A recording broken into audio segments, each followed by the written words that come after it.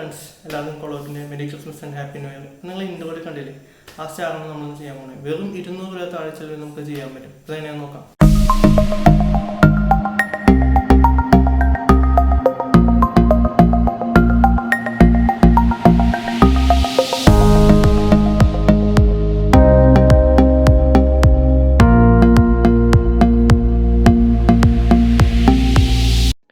ഇതിനായിട്ട് നമുക്ക് ആദ്യം വേണ്ടത് ഒരു LED സ്ട്രിപ്പ് കൺട്രോളറാണ്. ഇത് നമുക്ക് കടയിൽ നിന്ന് മേടിക്കാൻ പറ്റും, അതുപോലെ തന്നെ ഓൺലൈനായിട്ടും മേടിക്കാൻ പറ്റും. ഇതിൻ്റെ ലിങ്ക് ഞാൻ ഡിസ്ക്രിപ്ഷനിൽ ആഡ് ചെയ്തിട്ടുണ്ട്.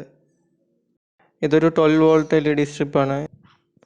പിന്നെ നമുക്ക് വേണ്ടത് ഒരു 12 വോൾട്ട് അഡാപ്റ്ററാണ്.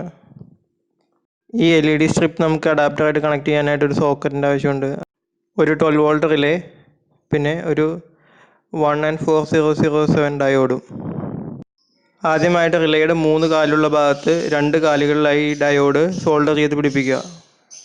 നമ്മുടെ LED സ്ട്രിപ്പിലെ 12 to 24 വോൾട്ടിന് എഴുതിയ ഭാഗത്തെ പോസിറ്റീവ് വയർ സോക്കറ്റിലെ പോസിറ്റീവിലും നെഗറ്റീവ് വയർ സോക്കറ്റിൻ്റെ നെഗറ്റീവിലും കണക്ട് ചെയ്യുക.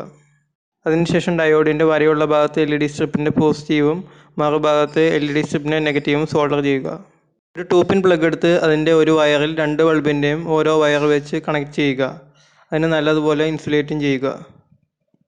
2-പിൻ പ്ലഗിലെ ബാക്കിയുള്ള ഒരു വയർ റിലേയുടെ 3 ലെഗുള്ള മിഡിൽ ലെഗിൽ കണക്ട് ചെയ്യുക.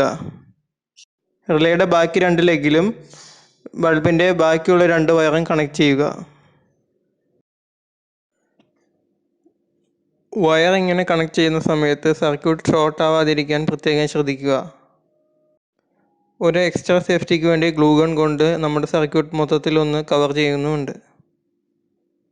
ഇപ്പോൾ നമ്മുടെ സർക്യൂട്ട് ഫുൾ കംപ്ലീറ്റ് ആയിട്ടുണ്ട്. ഇനി നമുക്കത് ഓൺ ചെയ്ത് നോക്കാം. ഫിലമെൻറ്റ് ബൾബിന് പകരം നമുക്ക് LED ബൾബ് യൂസ് ചെയ്യാം, പക്ഷേ അതിൻ്റെ ലൈഫ് അതോടെ കുറയും. പിന്നെ ഫിലമെൻറ്റ് ബൾബ് ആകുമ്പോൾ ഒരു യെല്ലോ ഷെയ്ഡ് ഉള്ളതുകൊണ്ട് കാണാൻ കുറച്ചുകൂടി ഭംഗിയുണ്ടാവും. ഈ കൺട്രോളർ ഉപയോഗിച്ച് നമുക്ക് ബൾബ് പല മോഡിൽ കത്തിക്കാൻ സാധിക്കും. അതുപോലെ തന്നെ ഇതിൻ്റെ ബ്രൈറ്റ്നസ്സും സ്പീഡും നമുക്ക് കൺട്രോൾ ചെയ്യാൻ പറ്റും. രാത്രി കണ്ടാലാണ് ഇതിൻ്റെ ശരിക്കുള്ളൊരു ഭംഗി നമുക്ക് ആസ്വദിക്കാൻ പറ്റുള്ളൂ. ഇതിൻ്റെ രാത്രിയിലുള്ള വിഷ്വൽസ് ഞാൻ ആഡ് ചെയ്തിട്ടുണ്ട്.